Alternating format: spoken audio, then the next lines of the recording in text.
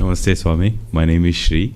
So my question is, the experience of nothingness we feel in deep sleep, is that the same we will feel after death?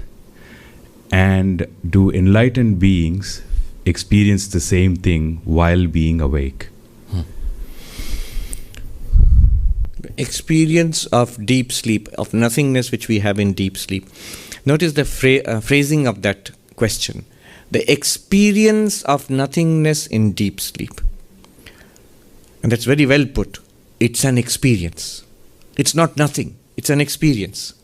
An experience of absence, let us say. In that case, who or what is the experiencer? It is awareness itself. It is being itself. It's consciousness itself, to which a blankness appears. And in dreams, to which a subtle world of fancies and imaginations appears.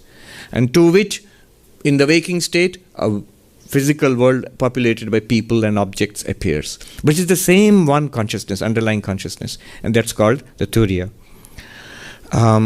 This is what we'll experience after death?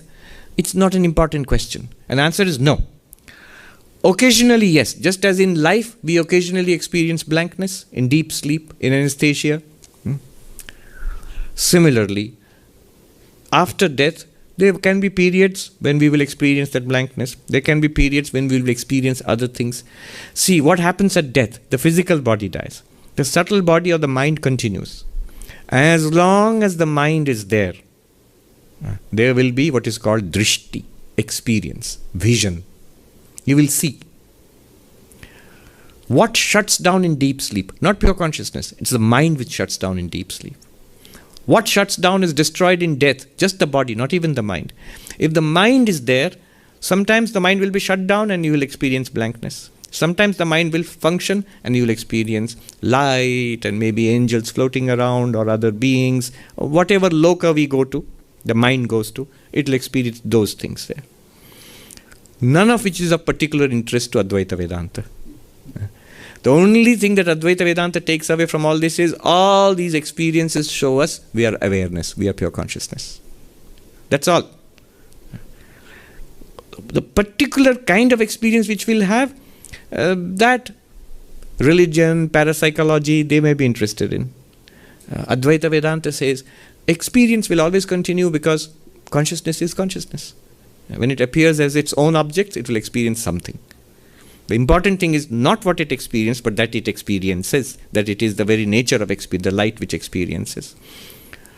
What do enlightened beings experience when they are like Jivan Muktas around like us? You have to ask them. But the answer would be, they experience pretty much the same thing as we experience, and yet not. If you say, are you seeing people? Yes, of course. What else would I see? Are you seeing trees and sky and earth? Yes, of course. What else would I see? Are you experiencing one limitless existence, consciousness, bliss? Yes, of course. So this is the difference between them and us. Yes.